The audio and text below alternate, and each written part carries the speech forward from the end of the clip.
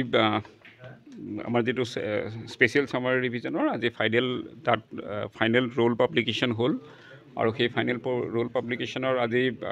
তিনিওটা সমষ্টিৰ ভোটাৰ তালিকাখন আজি প্ৰকাশ কৰা হৈছে সকলো পলিটিকেল পাৰ্টিৰ লগত আজি মিটিং কৰা হ'ল আপোনাৰ লগে লগে সাইমultaneously প্ৰেছ মিটো ৰখা হ'ল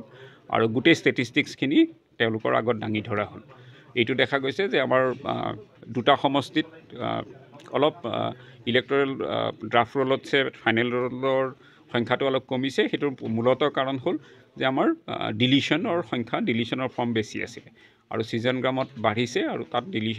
ফৰ্ম 6 বেছি আছিল আৰু ডিলিশনৰ ফৰ্ম কম আছিল কিন্তু ওভাৰঅল পাৰ্সপেক্টিভত যদি চোৱা যায় গোটেই বস্তুখিনি খুব এন্টায়াৰ স্পেচিয়েল সামাৰী ৰিভিজনত যিকিটা বস্তুৰ ওপৰত এমফেসাইজ কৰা হৈছিল যে একসেপ্টেড ফৰ্ম ৰিজেকশন আৰু ফৰ্ম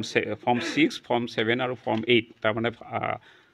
নাম ভৰ্তিকৰণ নাম কৰ্তন আৰু নাম সংশোধনৰ ক্ষেত্ৰত এমফেসাইজ কৰা হৈছিল আৰু গোটেইখিনি সুচাৰুৰূপে আজি সম্পন্ন কৰি ফাইনেলি পাব্লিছ কৰা হৈছে এই ৰোলখন এটা কন্টিনিউয়াছ প্ৰসেস আৰু এতিয়াৰ পৰা টিল ইলেকশ্যনৰ নমিনেশ্যনলৈকে কোনো ব্যক্তিয়ে যদি এতিয়াও যদি নাম বাদ পৰি গৈছে তেওঁলোকে আবেদন কৰি ফৰ্ম 6ৰ দ্বাৰা আবেদন কৰি তেওঁলোকৰ নামসমূহ আকৌ ভোটাৰ লিষ্টত সন্নিবিষ্ট কৰিবৰ কাৰণে আবেদন কৰিব পাৰে ৰাজনৈতিক দলৰ প্ৰতিনিধিসকলক আপোনালোকে কি আহ্বান জনায় আমি তেওঁলোকক কৈছোঁ যে প্ৰত্যেকগৰাকীয়ে নিজৰ আমি তেওঁলোকক একোখন ৰোলৰ হাৰ্ড কপি দিছোঁ আৰু সফট কপি দিছোঁ সেই এণ্টায়াৰ ৰোলখন তেওঁলোকে এক্সামিন কৰি চাওক তাত যদি কিবা অখুৱা আছে সেইখিনি আমাৰ আগত দাঙি ধৰক আৰু আমি এইটোও জনাইছোঁ যে মাৰ্ক ভোটাৰ বুলি কোৱা এটা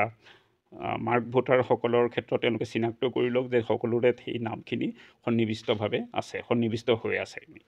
এইখিনি গোটেইখিনি তেওঁলোকক চাবলৈ আমি অনুৰোধ জনাইছোঁ আৰু কিবা যদি তেওঁলোকৰ গ্ৰিভিয়েন্স থাকে তেতিয়াহ'লে আহি আমাক জনাবৰ কাৰণে আমি আহ্বান জনাইছোঁ